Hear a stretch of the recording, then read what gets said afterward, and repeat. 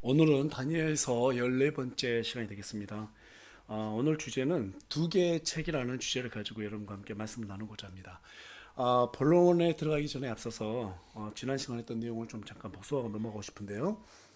지난 시간에는 그 다니엘서 10장을 살펴봤습니다. 이제 다니엘이 21일 동안 기도하는 그런 내용을 통해서 우리가 어떻게 해야지 하나님께 기도 응답을 받을 수 있는지 그 원리에 대해서 살펴봤는데 여러분 어떻게 기억 좀 나세요? 예, 예.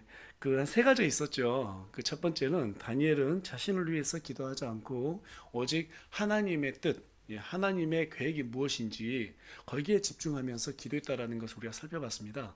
그리고 두 번째는 다니엘은 자신을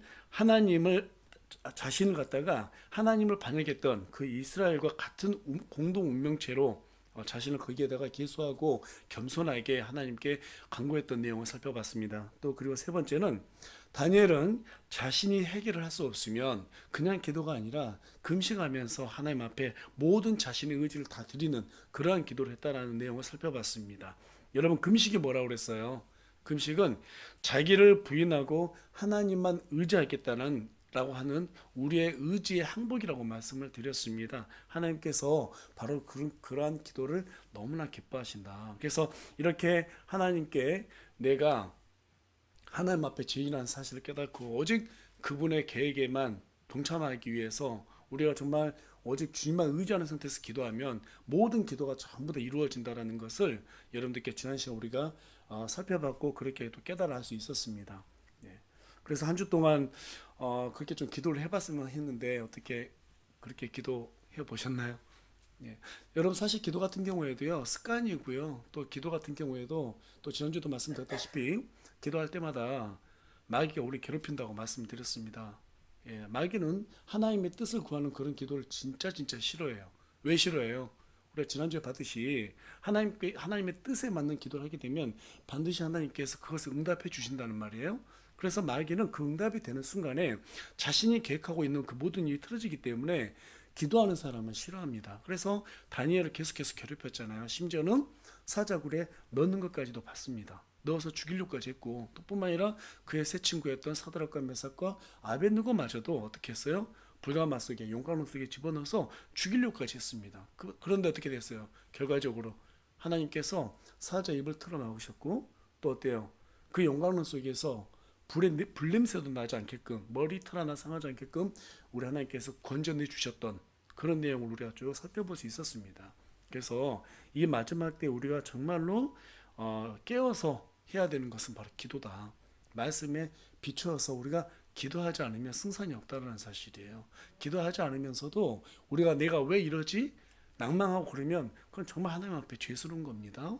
네, 그래서 우리 성도가 이 마지막 때는 무엇보다도 하나님 앞에 철저하게 기도로 다가서는 그러한 성도가 되어야 되겠다. 이제 그런 말씀을 드렸습니다.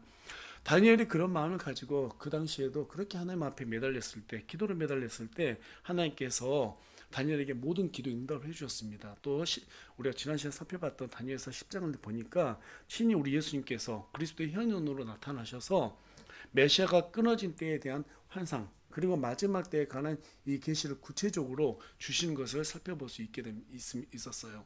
자, 그런데 그 마지막 때에 관한 계시는 그 내용이 11장과 이제 12장에 드러나게 되어 있는데 우리가 물론 8장하고 9장에서도 자세히 살펴봤습니다만 이제 좀 더 구체적으로 하나님께서 다니엘의 기도 응답하기 위해서 그 내용을 11장과 12장에 주게 됩니다. 11장은 우리가 자세히 살펴보지 않고 넘어가겠지만 그 내용을 간단하게 여러분들께 좀 말씀드리자면 페르시아 왕국 이후에 어떤 나라가 들어서게 됩니까? 그리스라는 나라가 들어서게 되죠. 그리고 그 그리스라는 나라가 알렉산더 대제가 일찍 죽게 되면서 네 개로 분열이 된다고 그랬어요. 그런데 그 이후에 남과 북으로 나라가 또 어떻게 해요? 서로 세력이 형성하면서 계속해서 전쟁한 내용을 담고 있는데 이 남쪽 같은 경우는 이스라엘 중심으로 해서 밑에 쪽이다 보니까 이집트 땅을 기반으로 해서 세워졌던 플레토미 왕국이고 그 다음에 북쪽 같은 경우에는 시리아 땅을 중심으로 해서 세워진 셀루쿠스 왕국이라는 것을 알 수 있어요. 자, 그런데 여기에서 보면 이 두 왕국이 전쟁을 하게 되는데 자, 이때 보니까 이 셀루쿠스 왕조에서 어떤 왕이 나타났었어요? 우리가 다니엘서 8장에 가서 보니까 안티오쿠스 에피파네스 4세가 나타났죠. 예. 근데 그 사람이 어떤 일을 행했어요? 이스라엘을 매우 괴롭혔던 그런 일들을 했었습니다. 자, 그리고 이 전쟁을 통해서 다니엘서 11장이 우리에게 알려주고 있는 것은 마지막 때 끝이 오는 그때에 이스라엘을 대적하는 일들이 나라들이 일어난다는 것을 갖다가 이중 계시로 알려주고 있는 그런 내용을 11장에서 담고 있다는 사실이죠. 네. 그리고 이제 그 아마겟돈 전쟁을 통해서 이스라엘이 어때요? 이 세상이 이제 끝이 난다라는 것을 갖다가 하나의 이중 계시로 우리에게 보여주고 있다. 이렇게 여러분들께서 이해하시면 될 것 같습니다. 네. 자, 그리고 오늘 본문이 있는 다니엘서 12장에서는 지난 시간에 그 다니엘이 알고 싶어 했던 마지막 때의 유대인들에게 일어날 일들에 관해서 자세하게 기록을 하고 있습니다. 오늘은 12장에 관한 내용을 중심으로 살펴보면서 다니엘서를 마무리하고자 합니다. 자, 12장에서의 특이점은 두 개의 책이 언급되고 있다는 사실이에요. 예. 그리고 이 마지막 때에 관한 내용이 쭉 전개되어 가고 있는데, 자, 첫 번째 책은 생명책이고 두 번째 책은 본인된 책이 나옵니다. 자, 이 책들을 통해서 하나님은 유대인들과 교회들과 이방인들 그리고 불신자들과 마귀들과 그들을 추종하는 세력들이 어떻게 최후를 맞게 되는지에 대해서 언급을 해주고 있어요. 네. 자, 그래서 우리가 1절부터 쭉 살펴보시게 되면, 자, 1절 보니까 그때 내 백성이 자손들을 위해, 그때라는 말로 지금 시작이 되고 있어요. 그렇죠? 예. 근데 이 단어는 위에 지금 11장 40절에서도 보니까 앞서 말씀드린 바와 같이 11장은 마지막 때를 예표하는 또 다른 계시라고 말씀을 드렸습니다. 그래서 11장 40절에도 보니까 끝이 오는 때에 남쪽 왕이 그를 향해 밀고 나올 것이나 북쪽 왕이 병거들과 기병들과 많은 배를 거느린 채 해월의 바람같이 그를 대적하러 오고 여러 나라로 들어가서 흘러넘치며 지나가리라. 자, 지금 여기서 보니까 끝이 오는 때는 어떤 때를 지금 얘기하고 있는 것 같아요? 70일을 말하고 있어요. 70일에. 그 중에서 마지막 한 일에 대해서 지금 얘기하고 있는 거예요. 여러분, 한 일에가 뭐라고 그랬어요? 환란기라고 그랬죠? 이 환란기 때 우리 교회는 들어간다, 안 들어간다? 안 들어간다고 그랬죠? 예, 지금 우리 지금 여기에서 이 은혜의 시대 속에서 예수를 믿고 구원받은 사람들은 절대로 그 환란기에 들어가지 않아요. 그래서 이것은 우리하고 구분되는 때입니다. 네. 그래서 이 끝이 오는 때에 남쪽 왕과 북쪽 왕이 일어난다고 하는데, 자, 남과 북은 앞서 말씀드린 바와 같이 무엇을 기준으로 하고 있어요?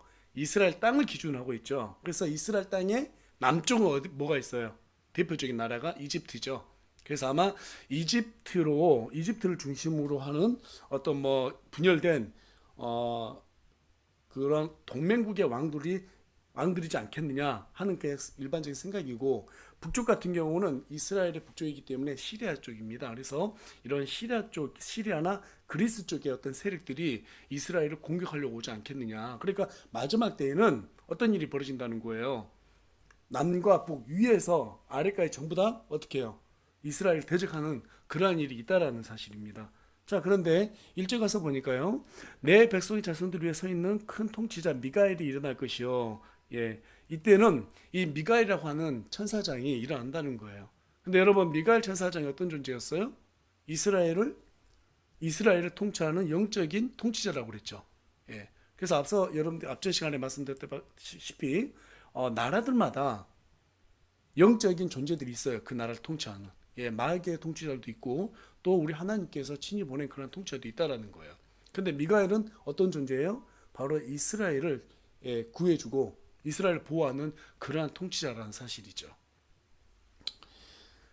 자, 그래서 우리가 지금 쭉 보니까 또 고난의 때가 있을 테인데, 자, 이 끝날에는 고난의 때가 있다라는 거예요. 근데 이 고난의 때가 지금 1차적으로 어디예요? 유대인들이죠. 우리 이방인들이 아니에요. 지금 여기 12장 본문에서도 계속해서 우리에게 말하고 있는 것은 우리 이방인들, 우리 한국이 아니다. 예. 어떤 분들은 또 한국이 이스라엘을 대체하기 때문에 이스라엘 대체 신학 그래가지고 한국이 마지막 때 이 이스라엘 구한다. 이거 말도 안 되는 소리를 하고 있는데, 여러분 그거 아닙니다. 예, 철저하게 여기 다니엘서에서 말하고 있는 이 백성이라고 하는 것은 전부 다 유대인들 얘기하는 거예요. 지금 저 팔레스타인 땅에 있는 이스라엘 백성들을 얘기한다. 이렇게 이해하시면 되겠습니다. 네. 그래서 이 고난 때가 있을 터인데 유대인들이 그 고난을 당한다는 거예요. 그것은 민족이 존재한 이래로 그때까지 결코 없었던 고난일 것이며, 예. 지금까지 유대인들이 겪지 못한 엄청난 고난을 당하게 된다는 거예요. 그때 내 백성이 구출을 받되 책에 기록된 것으로 드러난 모든 자가 구출을 받으리라, 이렇게 지금 말하고 있습니다. 그러니까 미가엘이 사람들을 구출하게 되는데 어떤 사람들을 구출한다는 거예요? 이 책에 기록된 사람만 구출한다, 지금 이렇게 얘기하고 있습니다. 그럼 어떤 책인가 보니까 말라기 3장 16절에 가서 보니까 이 마지막 때에 대한 그 책이 언급되고 있는데요. 말라기 3장 16절에 그때 주를 두려워한 자들이 서로 자주 말하며 주께서 귀를 기울여 그것을 들으시고 주를 두려워한 자들과 자신의 이름을 생각한 자들을 위하여 자기 앞에서 기념책을 기록하셨느니라. 마지막 때에 적그리스도를 따르지 않고 마지막까지 믿음을 지킨 자들은 전부 다 구출을 받는다는 거예요. 지금 이 은혜의 시대에서는 여러분 믿기만 하면 다 구원받아요, 안 받아요? 다 구원받죠? 믿기만 하면 구원받습니다. 행위로 구원받지 않습니다. 그렇죠?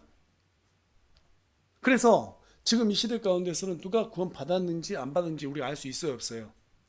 알 수가 없어요. 그렇죠? 하지만 환난기에 들어간 사람들은요, 구원을 받으면 반드시 자기가 그 구원받았다라는 그것을 행위로 입증하게 되어 있어요.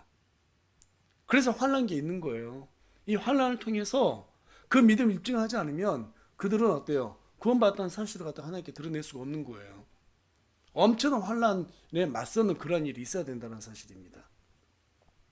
자, 계속해서 2절 보면 땅의 티끌 속에서 잠자는 자들 가운데 많은 사람이 깨어나 얼마는 영존하는 생명에 이르고 얼마는 수치와 영존하는 치욕에 이를 것이며. 자, 이 책에 기록된 사람들이죠. 그 사람들 중심으로 해가지고 기록된 사람과 기록되지 않는 사람이 있단 말이에요. 그래서 기록된 사람들은 우리 예수님께서 이 땅에 오셔서 심판할 때 영존하는 생명으로 들어가는 사람이 있고, 그 다음에 영존하는 사망으로 들어가는 사람들이 있다는 사실입니다. 요한복음 5장 29절에 가서 보면 선을 행하는 자들은 생명의 부활로, 악을 행하는 자들은 정죄의 부활로 나오리라, 이렇게 말하고 있습니다. 그때에는 죽었던 모든 사람이 무덤에서 다 일어나요. 그리고 이 육신이 이미 다 썩어버렸는데 다시 어떻게 돼요? 살아나서 혼과 몸이 이렇게 일치가 되는 일이 생겨납니다. 그래서 이때 이 책에 이름이 기록되어 있는 사람은 생명의 부활로 일어나서 어떻게 돼요? 천년왕국으로 들어가게 되는 것이고, 그 다음에 믿지 않은 사람, 이 생명책에 이름이 없는 사람들은 다시 그들도 부활합니다. 무덤에서 일어나서 몸을 가져요. 근데 몸을 가지고 어디로 가요? 천년왕국이 끝날 때 심판을 통해서 영원한 불호수로 던져진다는 거예요. 그러니까 여러분, 믿는 사람만 몸이 다시 부활되는 게 아니에요. 믿지 않는 사람들도 몸이 부활해요. 근데 왜 몸이 부활할까요? 불호수에 들어가는데 거기서는 사망이 없어요. 죽지를 못해요. 그 용광로에 들어가서 몸이 다 타져야 되는데 이 고통 고스란히 다 느껴야 되기 때문에 몸이 다시 다 부활되는 거예요. 그렇다면 구체적으로 이 불호수에 누가 들어가는가? 계시록 19장 20절하고 20장 14절에 가서 보니까 짐승이 잡히고 또 그 앞에서 기적들 행하던 거짓 대언자들도 그와 함께 잡혔는데, 그 거짓 대언자는 짐승의 표를 받은 자들과 그의 형상에게 경배하던 자들을 그 기적들로 속이던 자더라. 이 둘이 산채로 유황으로 불타는 불호수에 던져지고. 자, 그러니까 환난기 때 성도들을 갖다가 미혹했던 그러한 존재들이 어때요? 전부 다 불호수에 던져진다는 거예요. 또 계속해서 계시록 20장 14절에 가서 보니까 사망과 지옥도 불호수에 던져졌더라. 이것은 둘째 사망이니라. 여러분, 그때는요, 이 땅 아래, 실제로 이 땅 아래 지옥이 존재하고 있죠. 이 땅 아래 지옥이 존재하고 있는데 그때에는 이 지옥도 통째로 들려서 불옷으로 던져진다는 거예요. 마지막 때에 이 생명책에 이름이 기록되지 않는 사람들이 이 지옥에서 전부 다 몸을 입고 나와요. 그리고 불옷으로 던져진다는 거예요. 그러니까 지금 현재 이 밑에 땅 밑에 있는 지옥은 그때를 위한 예비 장소예요. 예비 장소. 요즘 뭐 지옥이라는 그 넷플릭스에서 드라마를 하는데 전혀 성경하고 맞지 않는 얘기들을 하고 있죠. 네. 물론 이제 그 드라마에서 감독이 뭘 얘기하는지는 알 것 같아요. 이 사회에 대한 어떤 이념적인 것을 좀 이렇게 풍자해 가지고 비판하고 있다라는 생각이 드는데 제가 보기엔 그래요. 그런데 거기에서 이렇게 표면적으로 봤을 때 지옥은 말도 안 되는 내용을 하고 있습니다. 뭐 언제 누가 죽는다라고 고지를 받으면 갑자기 뭐 지옥의 사자들이 와서 그걸 때리고 그다음에 죽이는 그런 일이 생기는데 그러한 일은 절대 없고요. 그렇죠? 예, 마지막 때는 이 몸이 다시 부활을 해서 영원한 불옷에 던져지는 일만 남겨져 있다는 거예요. 자, 그런데 구체적으로 지금 1절에 기록된 책은 어떤 책인가 하면 계시록 3장 5절에 한번 가서 보니까요. 이기는 자 곧 그는 흰옷을 입을 것이요 내가 그의 이름을 생명책에서 지워버리지 아니하고 그의 이름을 내 아버지 앞과 그분의 천사들 앞에서 시인하리라. 또 계시록 20장 15절에 가서 보면 누구든지 생명책에 기록된 것으로 드러나지 않는 자는 불호수에 던져졌더라. 이렇게 말하는데 여러분 생명책에 대해서 계시록 20장 12절에 가서 보면 이 모든 사람의 행위가 기록되어 있다라고 말해주고 있습니다. 그 기록에 따라서 각자가 심판을 받게 된다는 거예요. 네. 그래서 우리 의로운 사람들은 어때요? 의로운 사람들도 심판을 받게 되죠? 언제 심판을 받아요? 휴거가 되고 난 다음에 예수님 앞에서 그리스도의 심판석에서 우리의 행위가 전부 다 거기서 또 드러나는 거예요. 이 생명책 기록되어 있으니까. 또 의롭지 않는 자들, 그들은 또 그 사람들의 행위에 따라 가지고 심판을 받게 됩니다. 물론 성경에는 우리 구원받은 사람들이건 구원받지 않는 사람이건 어느 정도의 심판을 받는지에 대해서는 전혀 언급하지 않고 있습니다. 하지만 분명히 공의로운 하나님이시기 때문에 그에 따른 행위를 반드시 심판을 하실 거예요. 그런데 계시록 22장 19절에 가서 보면 어떤 말이냐면요. 만일 어떤 사람이 이 대언의 책의 말씀들에서 빼면 하나님께서 생명책과 거룩한 도시와 이 책에 기록된 것들로부터 그의 부분을 빼시리라. 생명책에서 이름을 지을 수 있나 이렇게 또 생각한단 말이에요. 그렇다 보면 구원이 취소될 수 있단 말 아닌가 이렇게 생각할 수 있어요. 여러분 성경에 가서 보시게 되면요. 어린 양의 생명책이 있고요. 그 다음에 그냥 생명책이 있습니다. 어린 양의 생명책이라고 하는 것은 생명책에 이름이 끝까지 기록되어 있는 사람을 얘기하는 것 같아요. 그런데 이 생명책이 어떤 거냐면 조금 전에 말씀드렸다시피 구원받은 사람이건 구원받지 않은 사람이건 간에 이 땅에 태어난 사람들 전부 다 이 산자들의 책, 그러니까 생명책에 다 기록이 돼요. 이름이. 그러니까 다 기록이 돼요. 그런데 마지막 때에 구원받지 않은 사람들은 그 이름이 지워진다는 거예요. 그 대표적인 하나 예가 뭐냐면 여러분 그 누가복음 16장에 가서 보면 부자와 나사로 사건이 있습니다. 예. 나사로는 어때요?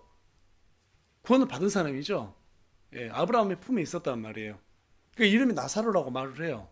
근데 부자는 어디 있었어요? 지옥에 있었어요. 큰 구렁텅이에 예수님께서 십자가에 못 박히셔서 부활하시기 전에 이 낙원이라는 것은 이 셋째 하늘에 있지 않고 땅 밑에 있었어요. 그래서 거기에는 지옥이라는 공간이 있었고 아브라함의 품이라 불린 낙원이라는 공간이 있었는데 그 중간에는 큰 구렁텅이 불이 있어요. 그래서 이쪽에서 저쪽으로 갈 수도 없고 지옥에서 낙원으로 올 수도 없단 말이에요. 그런데 부자가 너무너무 고통스러워서 목이 마르고 갈증이 생기니까 저기 나사로에게 아브라함한테 부탁을 하죠. 나사로에게 물 한 방울 찍어서 내 혀에 좀 적셔달라고 이렇게 말을 해요. 근데 아브라함이 나는 그쪽으로 갈 수도 없다. 너희도 이쪽으로 올 수 없다. 이런 얘기를 합니다. 자, 그런데 여기서 보게 되면 뭐가 있어요? 나사로는 있고 아브라함도 이름이 언급이 되는데 부자는 이름이 언급이 돼야 안 돼요?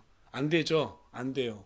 그러니까 나중에 여러분 생명책이 어떤 거냐면 조금 전에 말씀드린 바와 같이 모든 사람들이 다 이름이 기록되지만 구원받지 않는 사람으로 드러나면 마지막에 그 이름이 전부 다 지워진다는 거예요. 그래서 이 끝에 남아있는 이 생명체 이름을 어린 양의 생명책이다 이렇게 불린다는 사실입니다. 자, 그렇게 이해하시면 좋을 것 같습니다. 네.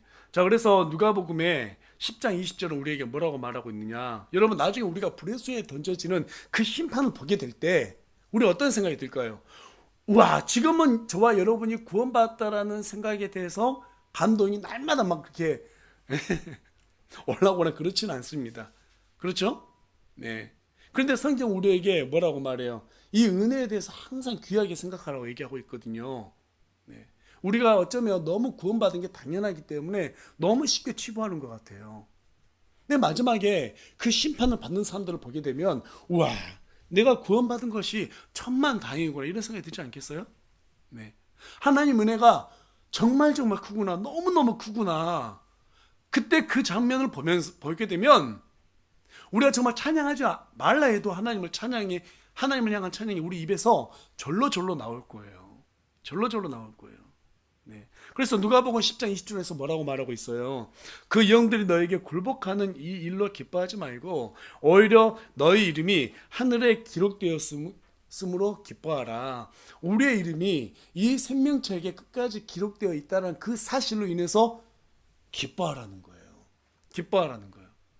이 기쁨은 이 세상의 물질로도 전부 다 절대 채울 수 없는 기쁨입니다. 믿으십니까? 네.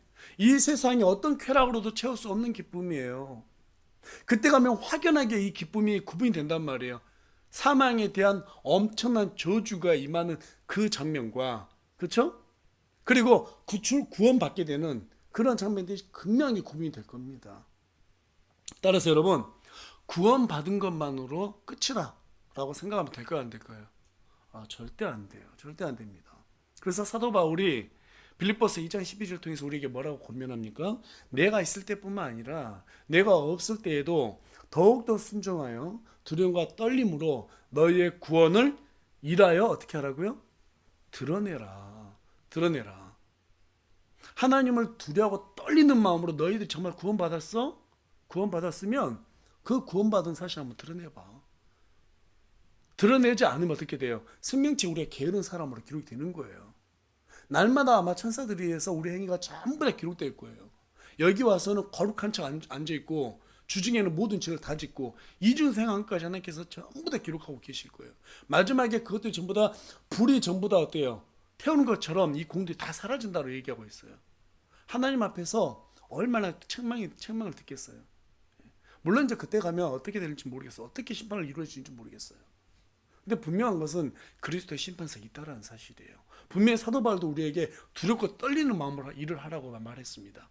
그래서 우리가 정말 경계해야 될 게 뭐예요? 나는 생명체에 기록되었으니까 끝! 이렇게 생각하는 거 크게 경계해야 된다. 그래갖고 안 된다는 사실입니다.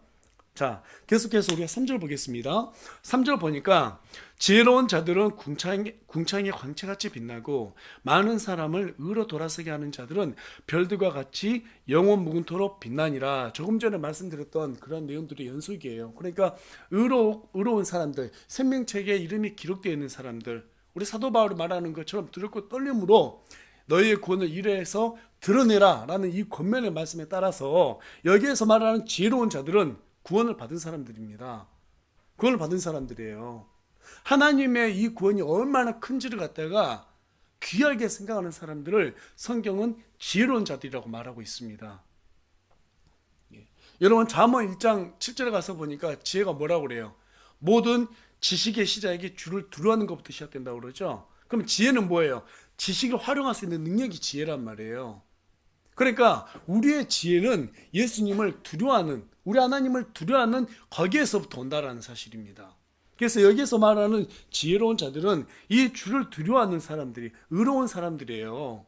그런 사람들은 궁창의 광채같이, 여기서 궁창은 하늘을 얘기하는 거죠. 그래서 이 하늘과 온 우주에 있는 이 궁창들 같이 어떻게 한다고요? 빛난다. 또 특별히 그 중에서 많은 사람들을 의로 돌아서게 하는 자들, 쉽게 말해서 우리가 복음을 전해서 많은 사람들을 갖다 어떻게 해요? 예수님께로부터, 세상으로부터 돌이켜서 예수님께 돌아오게 한 자, 그런 사람들은 별들과 같이 영원토록 빛난다 이렇게 말하고 있습니다. 다시 말해서 영원히 이렇게 하나님을 위해서 하나님을 두려워하고 하나님의 일을 하는 사람들, 의로운 사람들, 이런 사람들은 하나님의 자랑거리로 영원히 삼겠다라고 하는 게 바로 여기 3절에 기록된 말씀의 의미입니다. 예. 저와 여러분 어때요? 하나님의 자랑거리가 돼야 되지 않겠습니까? 예, 저도 자녀들을 키우지만 자녀들이 어떤 일을 하면 어때요? 우리 김관사모님 어때요? 아이들이 잘 되면 자랑하고 싶죠. 예, 자랑하기 신나요? 너무너무 자랑하고 싶잖아요. 자랑스럽잖아요. 자랑스럽잖아요. 우리 청년들 어때요? 여러분들이 정말 잘 돼가지고 집 앞에 플래카드 한 장 딱 붙었어요. 그러면 얼마나 부모님 앞에 떳떳하겠어요. 그렇지 않겠습니까? 우리 하나님께서 우리를 보실 때 그런 마음으로 보신다는 거예요. 여러분 너무나 이렇게 플래카드 걸어 붙여가지고 자랑해주고 싶은 거예요. 내 아들이 저렇게 했어. 여러분 욥기 한번 가서 보세요. 하나님이 욥을 어떻게 칭찬하나. 마귀까지 칭찬한단 말이야. 사탄에게까지. 네가 땅에 있는 모든 사람들을 봤냐. 특별히 그 중에서 욥을 봤냐. 그 사람이 얼마나 신실하냐. 자랑하는 거 봐보세요. 그렇게 우리를 자랑하고 싶어 한단 말이에요. 그런데 우리가 이 땅에서 잘 먹고 잘 사는 것으로 하나님이 자랑하지 않습니다. 무엇으로 자랑하는 거예요? 무엇으로? 하나님의 뜻에 따라서 사는 걸로. 하나님을 위해서 복음을 전하고 하나님을 위해서 정말 수고하는 그 수고를 가지고 하나님께서 영원토록 자랑하고 싶다라는 거예요. 그래서 여러분, 저와 여러분이 살면서 하루를 살아도 정말 하나님께 기쁨이 되는 삶을 살아야겠다. 그렇게 다짐했으면 좋겠습니다. 그렇게 다짐하는 저와 여러분이 되길 소망합니다. 네. 자, 이제 본문 4절을 보니까 그러나 오 다니엘아 너는 끝이 오는 때까지 그 말씀들을 닫아두고 그 책을 본인하라. 많은 사람이 이리저리 다름질하며 지식이 증가하리라 하니라. 자, 이렇게 내용을 기록하고 있어요. 자, 그런데 이제 여기 보니까 두 번째 책이 언급되고 있는데 이 책을 끝이 오는 때까지 어떻게 하라고요? 본인하라라고 말하고 있습니다. 예, 이 말은 세상이 오는 때에야 이 봉인된 말씀이 이제 오픈된다, 해제가 된다. 즉 이런 내용을 담기도 하고 있습니다. 자, 왜 그럴까요? 성경 계시는 점진적으로 이루어지고 있습니다. 점진적으로 이루어지고 있어요. 네. 그래서 구약의 옛날 족장 시대 때 있던 그러한 성도들은 지금 이 신약 시대를 전혀 이해하지 못하죠. 구약 성도들은 교회에 대해서 알았어요, 몰랐어요? 전혀 몰랐단 말이에요. 그냥 그들은 다니엘까지만 하더라도 예수님께서 초림하고 재림한다는 사실까지만 알았지 그 사이에 교회 시대가 있을 것이라는 것은 전혀 몰랐어요. 이런 것도 전혀 이해를 못하는데 그 내용이 얼마나 많아요. 그런데 이걸 전부 다 다니엘에게 알려줄 수 없단 말이에요. 또 알려준다 한들 그들은 이해하지 못했습니다. 네. 불과 지금으로부터 한 200~300년 전 살았던 우리 믿음의 선배들만 보더라도요, 이 주석서를 읽어보잖아요. 지금에 있는 분들보다 많이 몰라요. 그러니까 200~300년 전에 있는 분들도 조차도 지금보다 성경에 대해서 많은 것을 이해하지 못할 수밖에 없는 이유가 왜 그래요? 시대가 어때요? 계속해서 발전하고 변해가고 끝이 오는 때가 달라지잖아요. 그래서 그것을 실감할 수가 없었단 말이에요. 그래서 다니엘에게 그것을 일단 봉인해라 이렇게 말하고 있습니다. 자, 그렇다면 이 4절에 가서 보니까 끝이 오는 때에 그때가 어떤 특징을 가지고 있는가에 대해서 설명을 하고 있는데 그 첫 번째가 뭡니까? 이리저리 다름질한다 이렇게 얘기하고 있어요. 그럼 지금 우리가 살고 있는 이 시대하고 한번 비교해 볼까요? 여러분, 이 시대는 어느 시대보다도 가장 문명이 발달되어 있습니다. 과학기술이 가장 발달되어 있는 시대 가운데 살아가고 있어요. 예. 저와 여러분이 20년 전만 하더라도 20년 아니야 30년 전만 하더라도요, 뭐 제가 30년 전이니까 고등학생 대학생 때인데 그때만 해도 삐삐가 있어도 우와 이거였어요. 핸드폰 생산도 못했습니다. 조금 있으니까 핸드폰 나왔는데 우와, CT폰 망했죠. 예, 모르시겠지만 우와, 저 공중전화 박스 근처에서 전화만 해도 전화 걸린단 말이야. 우와, 대단해. 그렇게 생각을 했어요. 근데 어느 날부터 스마트폰이 나왔어요. 이 손 안에서 모든 게 다 이루어지고 있는 시대 가운데 살고 있습니다. 그렇지 않습니까? 예. 얼마나 기술이 발달하고 있습니까? 예. 그런데 우리가 이렇게 과학기술이 발달되게 되면 조금 더 편안하게 살아야 돼요. 그렇죠? 조금 더 여유 있게 살아야 돼요. 그런데 저와 여러분 여유 있게 살고 있어요? 어떻게 좀 더 편해지셨어요? 저도 지금 뭐 오래 산 건 아닌데 한 40년 전하고 지금만 비교하더라도요. 그때가 훨씬 더 여유가 있었던 것 같아요. 지금 뭐 캠핑 떠나고 이렇게 여유롭게 보이는 것처럼 보이지만 여러분 왜 캠핑을 많이 다니는지 아세요? 제 생각은 그래요. 물론 그 자체도 좋아서 다니기도 하겠지만 여유가 없는데 그 여유를 즐기기 위해서 캠핑이 아마 상당히 유행이 된 것 같아요. 여유가 너무 없으니까. 예. 더 바빠지고 있습니다.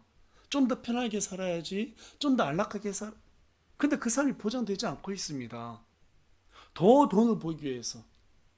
수명은 더 늘어났어요. 그러니까 이제는 어때요? 한 40대, 50대 되면 이제 노년을 준비하기 위해서 또 바빠야 되는 거예요. 바빠야 되는 거예요. 중고등학교, 대학교 때는 중고등학교 때는 대학 가기 위해서 바쁘고, 그렇죠? 대학 가면 취업하기 위해서 공부해야 되니까 바쁘고, 취업하면 진급하기 위해서 바쁘고, 결혼하면 애들 키워야 되니까 바쁘고, 애들 대학교 보내야 되니까 또 중년에는 바쁘고, 예, 50대, 60대 되면 말년 준비해야 되니까 바쁘고, 그럼 하나님 일 언제 하냔 말이에요. 지금 성경이 분명히 우리에게 말해주고 있어. 2600년 전에 기록된 이 책에서 마지막 때가 되면, 끝이 오는 때가 되면 이리저리 사람들이 다름질한다. 바쁘다 이렇게 얘기하고 있습니다. 너무너무 바쁘게 산다. 두 번째 특징은 뭡니까? 지식이 증가한다는 거예요. 조금 전에 말씀드렸다시피 이 스마트폰 하나면 모든 것이 해결되잖아요. 그렇죠? 인터넷이 발달됐습니다. 이제는 SNS라도 유튜브가 엄청 발달해가지고 내가 너무 궁금한 거 있으면 그냥 키워드만 딱 치면 내가 궁금한 것이 쫙 나와요. 그렇죠? 어떻게 하면 암으로부터 예방할 수 있을까? 그러면 뭐 유튜브가 수천 개 쫙 뜹니다. 예, 당뇨병 어떻게 하면 쫙 떠요. 예, 심지어는 성경도 치면 쫙 나옵니다. 여러분 지식이 증가한다라고 얘기하고 있어요. 시대가 빨라졌어요. 그냥 저와 여러분이 어떤 지식을 공유하는데 인터넷에 올리기만 하면 1분도 안 돼가지고 전 세계가 다 퍼져요. 지금 이런 시대를 우리가 살아가고 있습니다. 다니엘 때 이거 상상이나 했겠어요? 네, 상상도 못했죠. 이게 무슨 말인지도 모르고 썼을 거예요, 다니엘은. 상상도 못하고 썼을 거란 말이에요. 그런데 아모스 8장 11절하고 12절에 가서 보니까 무슨 내용이 있냐면 주 하나님이 말하노라. 보라 날들이 이르니 내가 그 땅에 기근을 보내리라. 그것은 빵으로 인한 기근도 아니요 물로 인한 갈증도 아니며 오직 주의 말씀들을 듣는 것에 대한 기갈이니라. 또 12절을 보니까 그들이 바다에서 바다까지 북쪽에서 동쪽까지 떠돌아다니며 주의 말씀을 구하려고 이리저리 다름질하여도 그것을 얻지 못하리니. 시대가 과학이 발달했습니다. 지식도 증가했습니다. 근데 너무 바쁘게 살아요. 하나님의 말씀에 대해서 들을 시간이 없어요. 들을 시간이 없어요. 그래서 여러분 이 시대 가운데 교회가 다음 세대를 신경 안 쓴 것도 있지만 이 시대 가운데 너무 놀 것도 많고 지식이 풍부해지고 있기 때문에 이 젊은 사람들이 교회 안 옵니다. 안 와요. 너무 바쁘다 보니까 교회 올 시간도 없어요. 그래서 전도하다 보면 제일 어려운 게 뭔지 아세요? 교회 갑시다 그러면 주일 아르바이트 해야 돼요. 우리 학생들은 그렇더라고요. 주일에 교회 갑시다 그러면은 바빠요. 너무 피곤해서 그날만 쉬어야 돼요. 지금 토요일도 쉬잖아요. 불과 20년, 30년 전만 하더라도 토요일 날도 안 쉬었단 말이에요. 얼마나 성경적으로 사는지 몰라요. 주 6일 동안 열심히 일하고 주일날 하루만 쉬었잖아요. 근데 지금 토요일 날도 쉬어요. 이제 옛날보다 더 좋아져가지고 눈치 안 보고 휴가도 쓸 수 있습니다. 그렇지 않나요? 그런데도 바빠요. 너무 바빠요. 피곤해요. 그래서 이제는 하나님에 대해서 관심 쓰는 사람이 없어요. 전도가 안 돼요. 이 마지막 때가 되면 하나님에 대해서 알려줘도 듣지 않는다는 거예요. 알려고 해도 모르는 사람들이 꽤 많다라는 거예요.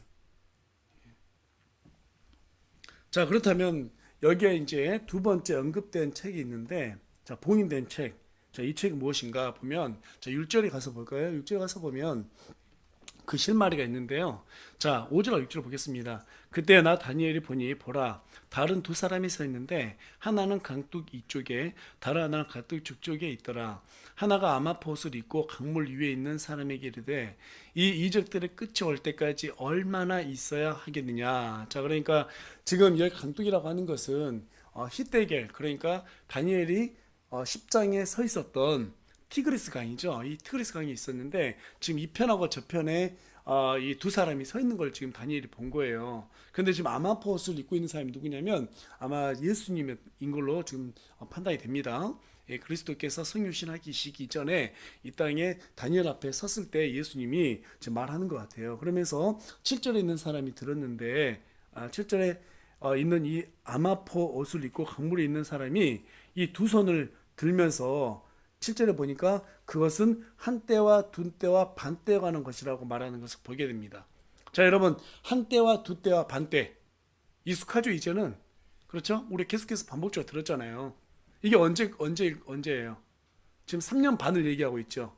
그런데 여기에서 3년 반은 언제를 얘기하는 거냐면 그가 거룩한 백성의 권세를 흩어놓는 일을 하게 될 때 모든 일이 끝나리라. 자, 그러니까 우리가 한때, 두때, 반때 하면 3년 반이에요. 3년 반이 두 번 하면 한 일에 7년이 되는 거죠. 그런데 끝나려 했기 때문에 전 3년 반이에요, 후 3년 반이에요. 자, 후 3년 반이 되는 거예요. 예. 7년 환란기에서 이제 막바지에 이르는, 그러니까 지금 여기에서 7절에 그가라고 말하고 있는데 이 그는 누구예요? 적그리스도를 얘기하죠. 적그리스도가 처음에 7년 환란기 들어왔을 때는 유대인들과 평화협정을 맺게 돼요. 그런데 3년 반이 끝난 다음에 어떻게 돼요?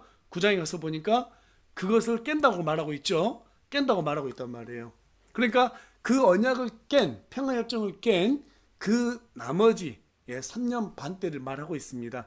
자, 이때 이 적그리스도가 백성들의 권세, 이스라엘을 갖다 흩어놓는 일이 생겨나는데 이 일이 끝나야 이제 다 끝난다고 얘기하고 있는 거예요. 네. 자, 그러면 이 봉인된 책이 있는데 이 책에 지금 여기에 대한 내용이 자세하게 언급되어 있다는 것을 우리가 유추해 볼 수 있게 되죠. 그럼 이 책이 무엇일까? 이것도 이제 우리가 좀 알아야지 나중에 성경을 보면서 이해할 때 훨씬 더 잘 이해할 수 있게 되는 거죠. 자, 그럼 이 책이 어떤 책이냐면 계시록 10장 8절에 가서 보면 이 책이 소개되고 있습니다. 자, 계시록 10장 8절인데요. 자, 제가 한번 읽어보겠습니다. 내가 하늘로부터 들은 그 음성이 다시 내게 말해 이르되 가서 바다와 땅 위에 서 있는 천사의 손에 펼쳐져 있는 작은 책을 취하라 하기에. 자, 지금 10장에 가서 작은 책을 취해라 라고 지금 말하고 있어요. 그럼 이 작은 책이 무엇인가? 11절입니다. 계시록 10장 11절인데 우리 다 같이 한번 읽어보겠습니다. 시작. 그가 내게 말하기를 내가 반드시 많은 백성들과 민족들과 언어들과 왕들 앞에서 다시 대언해야 하리라. 다시 대언해야 한다. 지금 이 7년 환란기, 이 마지막 때에 대해서 다시 대언해야 된다라고 얘기하고 있어요. 다시 대언해야 된다. 예. 자, 여러분, 그러면 지금 다니엘서 8장에서 12장까지가 이 끝이 오는 때에 대해서 계속 언급이 되고 있거든요. 그렇죠? 그러니까 이 끝이 오는 거에 대해서 언급된 것을 지금 이 11장부터 다시 대언하도록 지금 얘기하고 있어요. 예. 자, 그렇다면 지금 이 작은 책이 그 두 번째 봉인된 책이 어떤 것인가? 이걸 갖다가 우리는 간단하게 해석할 수 있게 되죠. 여러분, 다니엘과 짝을 이룬 책이 어떤 책이에요? 예, 요한계시록이에요. 요한계시록. 네. 다니엘이 지금 봉인된 책을 말하고 있는 건 요한계시록 말하고 있어요. 예. 그래서 이 요한계시록 보게 되면 여러분, 1장부터 우리가 3장까지 보면 교회에 대해서 나오고 있지만 4장부터는 교회가 나와요, 안 나와요? 안 나오죠. 그래서 본격적으로 전 환란과 후 환란에 대해서 말하고 있는데 전 3년 반에 대해서는 6장부터 10장까지가 기록되어 있어요. 그리고 11장부터 19장까지가 후 3년 반이 기록되어 있단 말이에요. 예. 그러니까 다시 대언해야 된다, 이 말은 무슨 말이에요? 지금 다니엘서 12장에 기록된 이 내용은 마지막 후 3년 반에 대해서 얘기하고 있죠. 그러니까 10장까지는 지금 보고 있는 10장에서는 어때요? 전 3년 반에 대해서 얘기했으니까 이제 다니엘이 말한 그 후 3년 반에 대해서 너희들이 다시 대언해야 된다 이렇게 얘기하고 있는 거예요. 자, 그런데 그걸 누가 지금 대언하고 있어요? 두 증인이 대언하고 있단 말이에요. 여러분 11장 3절 다 같이 읽겠습니다. 시작. 내가 11장 3절입니다. 우리 다 같이 계시록입니다. 계시록 11장 3절 말씀입니다. 다 같이 읽겠습니다. 시작. 내가 나의 두 증인에게 권능을 주리니 그들이 굵은 베옷을 입고 1260일 동안 대언하리라. 자, 며칠 동안 대언한다고요? 1260일. 유대력으로 따지면 한 달에 30일이죠. 그러면 1260일은 3년 반이죠. 조금 전 말했던 11장부터 19장까지는 후 3년 반에 대한 얘기라고 그랬죠. 자, 그러니까 이 후 3년 반에 대해서 다니엘서를 통해서 알고 있는 이 내용을 누가 다시 대언하는 거예요? 두 증인이 대언하는 거예요. 두 증인이. 네. 그런데 여기 여러분 두 증인이 어떤 사람일까요? 두 증인. 계시록 11장 6절을 보겠습니다. 방금 전에 11장 6절을 보니까 이들이 하늘을 닫을 권능을 가지고 있으므로 자기들이 대언하는 날들에 비가 내리지 않게 하고 또 물들에 대한 권능을 가지고 있으므로 그것들을 피로 변하게 하며 언제든지 자기들이 원하는 때에 모든 재앙들로 땅을 치리라. 자, 여러분 성경 인물들 중에서 가장 유명한 대언자 두 명이 있어요. 한 명은 비를 그치게 한 사람이에요. 엘리야죠. 엘리야입니다. 엘리야가 북이스라엘 왕국에게 너희들이 하나님을 반역했기 때문에 비를 더 이상 내리지 않을 것이다 하면서 어때요? 3년 반을 갖다가 비를 그치게 만들어 버려요. 자, 그리고 난 다음에 보니까 또 뭐가 나요? 물들을 갖다가 피로 변하게 한 사람이 있어요. 누구예요? 모세죠. 예. 그래서 아마 이런 걸 봤을 때 이 마지막 때 두 증인은 모세하고 엘리야일 것이다. 그리고 계시록 11장 11절에서 12절 가서 보니까 이 두 사람이 이 말씀들 3년 반에 대환란기 때 있을 이 말씀들을 다 대언하고 나니까 이 바닥 없는 구렁텅이에서 짐승이 올라와서 이 두 증인을 죽이게 돼요. 그 죽임을 당한 뒤로 이들이 이스라엘 땅에서 시체로 너부러지면서 사흘 반 동안 구경거리가 됩니다. 그때 전 세계가 뉴스를 통해서 이 두 증인에서 다 보여줄 거예요. 그런데 하나님께서 그를 다시 이 두 사람을 살린다고 얘기하고 있어요. 다시 살리니까 이들이 부활해요. 그러면서 사람들이 보는 앞에서 하늘로 올라가는 것을 나중에 이 대환란기 마지막 끝에 이 뉴스를 통해서 온 세상에 다 보게 될 것이라고 지금 계시록이 우리에게 좀 알려주고 있다는 사실입니다. 그러니까 이 두 증인이 다니엘서에서 말하고 있는 이 끝날에 관한 이 내용을 다시 선포하게 된다는 것이 중요한 거예요. 그러니까 두 번째 책인 이 봉인된 이 책의 지금 누가 지금 기록하고 있는 거예요? 사도 요한이 구체적으로 기록을 했고 이 내용을 다니엘서와 연계해가지고 두 증인이 그때 가서 여봐라. 벌써 2600년 전부터 이제 그때가 언제인지 모르기 때문에 몇백 년 전이라고 말하기는 어렵겠지만 지금으로 따지면은 약 2600년 전부터 하나님께서 이 다니엘서를 통해서 기록해 놨는데 이게 정확히 계시록하고 일치하고 있지 않느냐라고 하면서 얘기해 주고 있단 말이에요. 이 내용을 통해서 이스라엘 백성들 중에서 지금 보니까 몇 절이에요? 지혜로운 자들이 있었죠. 4절에 3절에 지혜로운 자들. 그때의 지혜로운 자들은 그 말을 듣고 깨닫게 될 것이란 말이에요. 아, 예수님이 우리의 진짜 구원자였구나. 응? 우리가 지금까지 속았구나. 데살로니가후서 2장에 가서 보니까 그때 이 적그리스도가 어디에 들어가요? 성전에 들어가게 되죠. 세 번째 성전에 들어가요. 그래 그곳에 가서 내가 하나님이다 라고 얘기한단 말이에요. 그러니까 유대인들이 우리가 속았다라는 것을 깨닫게 됩니다. 그리고 이 환란을 당하면서 예수님을 붙잡게 되는 그런 사건이 그때 일어나는 거예요. 그때 일어나는 거예요. 그들은 이 환란을 몸으로 전부 다 경험하게 된단 말이에요. 자, 이런 내용을 우리가 지금 계시를 통해서 다 알 수 있게 되죠. 자, 그런데 다니엘은 지금 그 봉인된 책이 7절에서 한때와 두때와 반때에 관한 것이다. 또 그리고 적그리스도가 거룩한 백성들의 권세를 흩어놓는 일이 있을 때 이 모든 일이 끝나리라. 자, 이것만 들었을 때는 지금 다니엘이 이해할 수 있었을까 없었을까요? 전혀 이해하지 못하는 거예요. 저와 여러분은 계시록이 지금 기록되어 있기 때문에 이해를 할 수 있는 거죠. 또 지금 이 시대가 실제로 지식이 빨라 증가하고 아주 바쁜 이러한 시대 속에서 지금 살아가고 있죠. 그래서 모든 것들이 이 시대와 맞물려서 생각해 보니까 상당히 어떻게 돼요? 이 끝이 거의 다 왔구나라는 것을 갖다가 실제 우리의 이 몸을 통해서 체감할 수 있단 말이에요. 그렇기 때문에 우리가 이 마지막 때에 대해서 말씀을 듣게 되면 어떻게 돼요? 좀 더 경각심을 가지고 긴장하며 내가 신앙생활 해야 되겠구나라는 생각을 할 수밖에 없게 되는 거죠. 자, 8절 보니까 내가 듣고도 깨닫지 못하였으므로 그때 내가 이르되 오 내 주여 이 일의 끝이 어떠하겠나이까? 다 이해가 안 가는 거예요. 그래서 이 끝이 어떠하겠나이까? 라고 이렇게 다시 한번 물어봅니다. 하나님이 이 내용을 따로 떼어서 사도 요한을 통해서 구체적으로 기록하기 위해서 계획했기 때문에 다니엘에게는 봉인 돼 있어요. 그 시대는 이해를 못하기 때문에. 하지만 끝이 오는 때 다니엘서와 계시록을 보고 예수님을 받아들이는 사람들이 이러한 기록도 통해서 조금 전 말씀드렸다시피 정확히 이해할 수 있도록 이렇게 계시록에 기록해놨는데, 중요한 것은 계시록만 보고 아니라 하나님께서 얼마나 정확하게 모든 일을 이루실 것이냐에 대해서 나중에 구원받을 유대인들과 여러 이방인들에게 여지를 남겨주기 위해서 뭘 또 다니엘에게 지금 계시를 해주고 있냐면 날짜를 정확하게 계시해주고 있어요. 날수를 정확히 계시해주고 있어요. 여러분, 다니엘서 8장에 가서 보면 2300일에 대해서 우리가 살펴봤습니다. 그렇죠? 예, 그때 당시만 하더라도 다니엘이 어때요? 이 페르시아에 속해서 앞으로 이제 페르시아와 그리스가 일어날 것이라는 것만 봤단 말이에요. 그런데 2300일 사건이 다니엘이 죽고 난 다음에 그리스 시대 때, 그리스 이후에 우리가 아까 소두에 말씀드렸던 안티오코스 에피파네스 4세가 이 성전을 갖다가 유대인의 성전을 허물게 되는, 황폐케 하는 그러한 일들이 있을 것이라고 하는 것이 2300일 동안 있을 것이라고 게시되어 있었어요.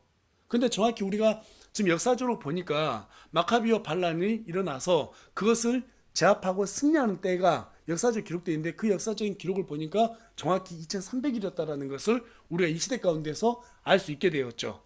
다니엘은 모르고 기록했지만 이 성경의 모든 계시가 정확하게 이루어졌다는 것을 우리는 지금 알고 있단 말이에요. 자, 그렇다면 지금 이 시대 가운데서 성경이 또다시 한번 우리에게 정확하게 구체적으로 날짜까지 언급하고 있어요. 자, 그 내용이 뭐예요? 11절하고 12절에 가서 보니까 11절에 1290일이라고 지금 써 있고, 또 12절에 가서 보면 1335일에 대해서 말하고 있습니다. 예. 자, 11절 가서 보면 1290일로 되어 있는데, 자, 여러분, 1260일, 한때, 두때, 반때죠? 3년 반이죠.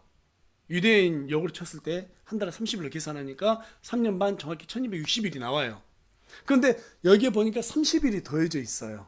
그래서 1290이라고 말하고 있습니다. 아니, 조금 전에는 분명히 7년이 딱 채워지면 끝이 오리라고 얘기했는데 왜 여기에 30일이 더 있지? 이렇게 의문이 들 수밖에 없을 거예요. 자, 그리고 12절에 가서 보니까 게다가 또 1335일이 기록이 되어 있습니다. 자, 그러니까 1290일에다가 45일이 더한 날짜예요. 네. 자, 이 부분에 대해서는 우리가 정확히 알 수가 없습니다. 네. 이것이 정확히 뭐다라고 말할 수가 없어요. 왜 그래요? 성경에 정확하게 기록하지 않고 있기 때문에 그래요. 그런데 다만 우리가 이때 어떤 일이 있을 것인가라는 것은 추정을 해볼 수 있게 됩니다. 추정을 해볼 수 있게 돼요. 네, 이것이 뭐 정확히 이거다라고 말할 수는 없습니다. 네. 자, 그래서 어떻게 좀 추정을 해볼 수 있는가 하면, 여러분, 이 7년 환란기가 다 끝나고 난 다음에 바로 천년왕국에 들어가는 것은 아닐 거란 말이에요. 예. 여러분,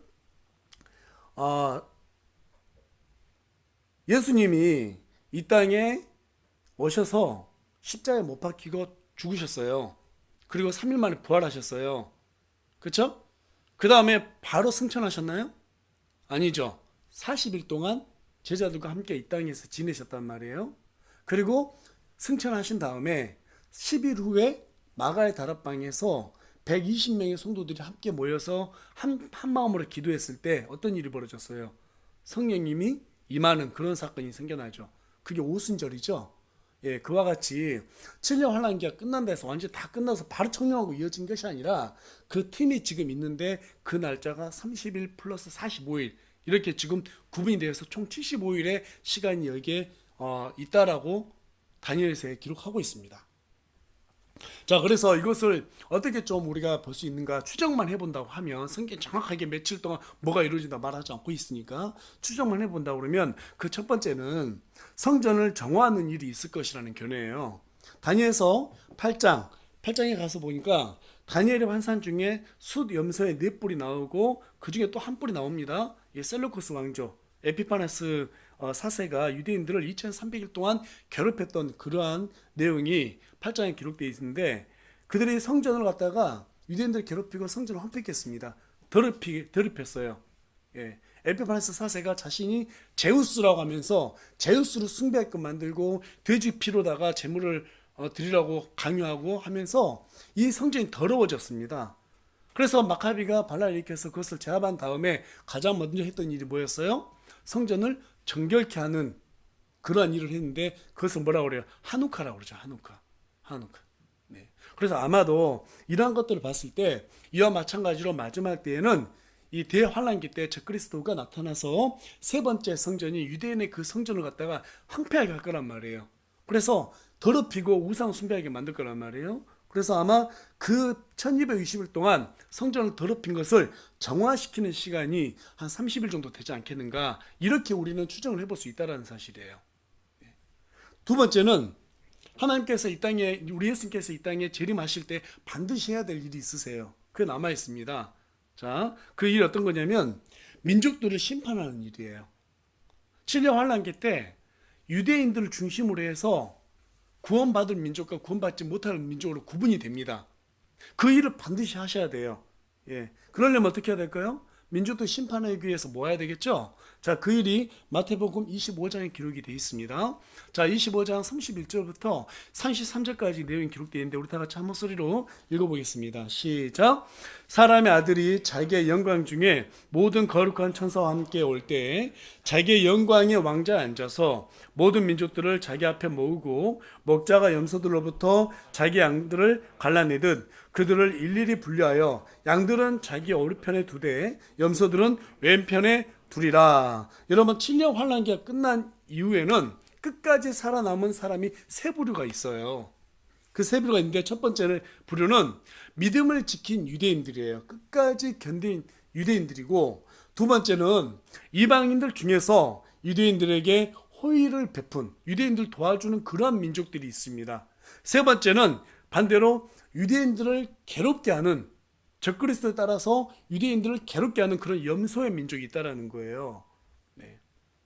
자, 그래서 이때 유대인들을 갖다가 선하게 대했던 선대한 그런 민족들을 우리는 양의 민족이라고 말하는데, 그 양의 민족은 하나님께서 그들을 구원하신다는 거예요. 그래서 그들은 나중에 이 75일의 시간이 지난 다음에 어떻게 돼요? 천년왕국으로 들어가게 되고, 반대로 유대인을 괴롭힌 사람들은 영존하는 불호수에 던져지게 된다는 사실입니다. 그래서 이런 천년왕국에 들어가려면 어떻게 해야 돼요? 천년왕국에 들어가려면 바로 이러한 기간이 필요하다, 심판의 기간이 필요하다 해서 45일의 기간이 이때 이루어지지 않을까라고 추정을 해볼 수 있게 됩니다. 자, 그런데 문제는 뭐예요? 또 한 가지 문제가 있어요. 해야 될 일이, 천년왕국이 돌아갈 때쯤, 이 세상 끝날 때쯤 해가지고 아마겟돈 전쟁이 일어난단 말이에요. 여러분, 아마겟돈이라는 말 많이 들어보셨죠? 예. 나폴레옹이 과거에, 지금 그 이스라엘 쪽에 있는 평야입니다. 평야를 또 아마겟돈이라고 하는데, 나폴레옹이 과거에 그랬다고 그래요. 그쪽 지나가면서 와, 전쟁하기 참 좋은 곳이다, 이런 얘기를 했다고 합니다.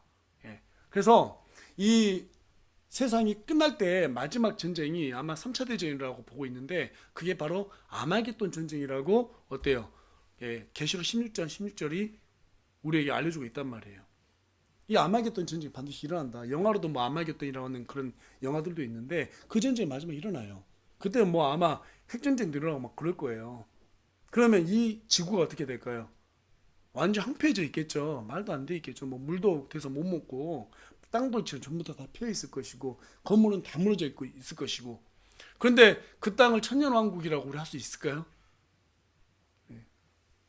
그 땅에 들어가 살고 싶으세요? 아니죠. 그럼 어떻게 해야 돼요? 회복시켜야 되겠죠? 회복시켜야 된단 말이에요. 그래서 아마 이 45일 기간 중에 이 일부는 이 땅을 회복시키는 시간이 있을 것이다 라고 이렇게 추정이 되는데, 자, 그러한 실마리를 제공해 주는 구절이 베드로후서 3장 10절에서 11절 말씀입니다. 예. 우리 다 같이 한번 읽어볼까요? 시작. 그러나 주의 날이 밤에 도둑같이 오리니 그날에는 하늘들이 큰 소리와 함께 사라지고 원소들이 뜨거운 열에 녹으며 땅과 그 안에 있는 일들도 불태워지리라. 예. 주의 날이라고 하는 것은 심판의 날이에요. 심판의 날. 예, 이 심판의 날에 우리 예수님께서 갑작스럽게 이 땅에 올리브산에, 이스라엘에 있는 이 올리브산에 재림하십니다. 그러고 난 다음에 하늘들과 이 땅을 전부 다 녹여버린다는 거예요. 다시 회복시킨다는 말씀입니다. 그래서 정리하자면 이 1260일, 그러니까 7년 환란기 중에서 두 개로 구분이 되는데 3년 반, 3년 반으로 구분되는데 이 후 3년 반이 끝나는 시점에서 75일이라는 시간이 정해져 있고, 여기에서 아마도 30일은 성전을 정화하는 그러한 일이 있을 것이라고 추정하고, 45일 동안은 민족들을 심판하고 천년왕국을 재건하는, 건설하는 그러한, 재건이 아니죠, 건설하는 그러한 때가 아닐까 이렇게 생각해 볼 수 있게 됩니다. 자, 그렇다면 이러한 일들이 전부 다 이루어졌어요. 그 다음에 이제 어떤 일이 있는가? 13절 말씀인데 우리 다 같이 13절 말씀 읽어보도록 하겠습니다. 다니엘서 12장 13절 읽겠습니다. 시작. 그러나 너는 끝이 올 때까지 내 길로 가라. 네가 안식하다가 그날들의 끝에 내 몫으로 정해진 곳에 서리라. 네. 자, 이제 1335일까지 전부 다 기다렸다가 이제 하나님께서 약속하신 그 천년왕국으로 이제 들어가게 된단 말이에요. 자, 들어갈 때 어떤 일이 벌어지냐면 다니엘에게도 그날들의 끝에 이제 네 몫으로 정해진 곳이라는 건 뭐예요? 장소를 의미하는 거죠.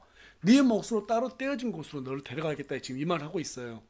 자, 그러니까 천년왕국 때 되면 각자가 받은 어떤 보상에 따라서 이 땅에 살면서 하나님을 위해서 우리가 섬겼던, 수고했던 그 모든 거에 따라 가지고 보상이 주어지는데, 이때 보상은 아마도 이 천년왕국 때 어때요? 어떤 장소를 특별하게 하나님께 이인받아 가지고 그것을 통치하게 될 것으로 보인다는 거예요. 자, 그래서 계시록 22장 12절에 가서 보면, 보라, 내가 속히 가리니 내가 줄 보상이 내게 있어 각 사람에게 그가 행할 행위대로 주리라, 이렇게 말하고 있습니다. 또 요한일서 1장 8절에 가서 보니까 너희 자신을 살필지니 이로써 우리가 이룬 그것들을 우리가 잊지 아니하고 충분한 보상을 받으리라. 예, 저와 여러분이 마지막까지 하나님 앞에서 거룩한 신부로서 우리가 거룩하게 믿음을 지키면 그것들을 잊지 않고 이때 가서 모든 보상을 다 받는다라고 우리에게 약속해주고 있다는 말입니다.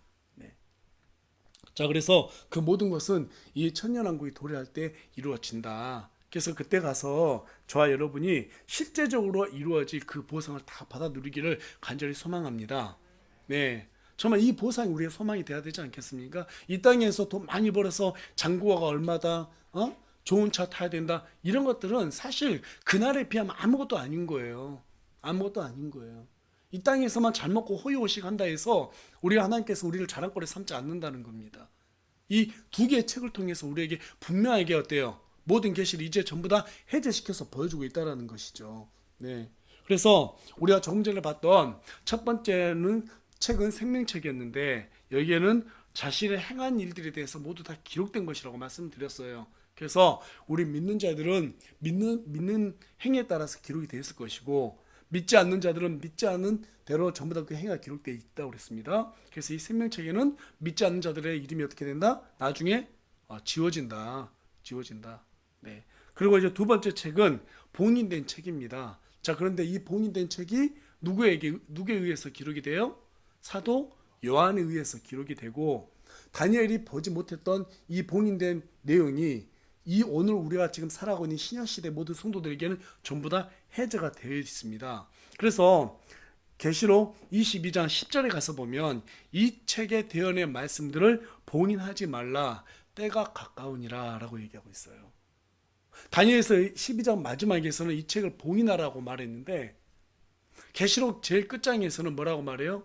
이 책을 봉인하지 말고 전부 다 오픈하라는 거예요. 이제 이 끝이 오는 때 가까워졌다. 저와 여러분은 예수님을 믿는 은혜 시대, 이 교회 시대 가운데 지금 살아가고 있습니다. 그렇다면 우리의 끝은 언제예요? 우리 주 예수님께서 공중에 재림하실 때 우리의 끝이에요. 근데 우리에게 남겨진 숙제가 있어요. 그냥 휴거만 된다 해서 끝이 아니죠. 뭘 해야 돼요? 천년왕국에 들어가서 우리의 몫으로 받을 보상을 위해서 지금 수고를 해야 되는 거예요. 수고를 해야 되는 거예요. 무엇을 통해서? 교회를 통해서. 교회를 통해서. 예.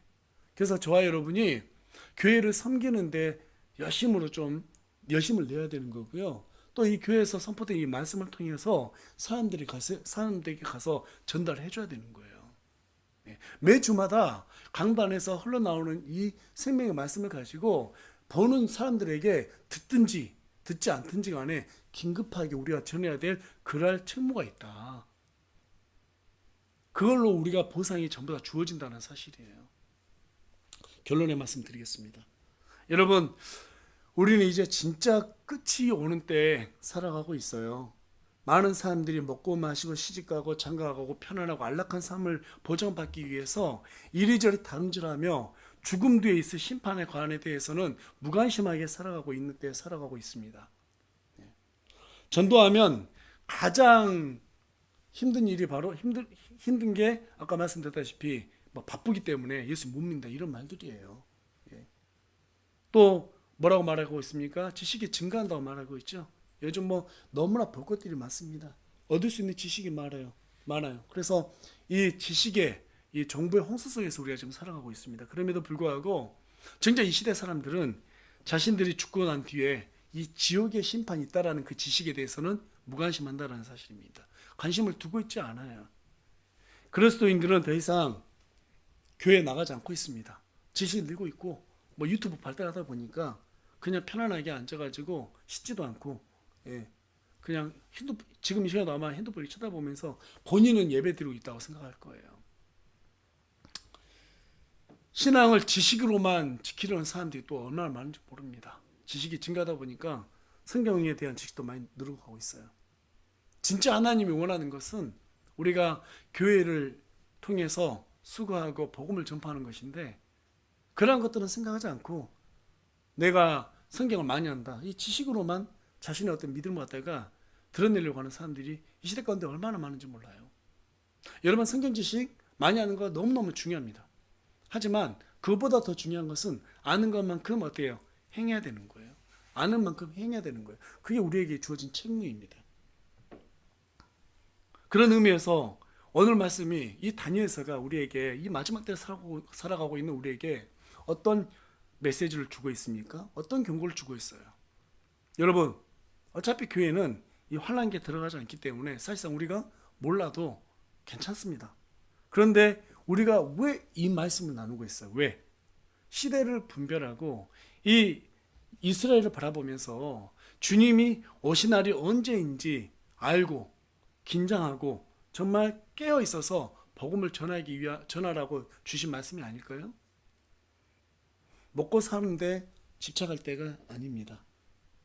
고린도전서 10장 31절은 그런즉 너희가 먹든지 마시든지 무엇을 하든지 모든 일을 하나님의 영광을 위해서 하라라고 우리에게 경고해 주고 있습니다.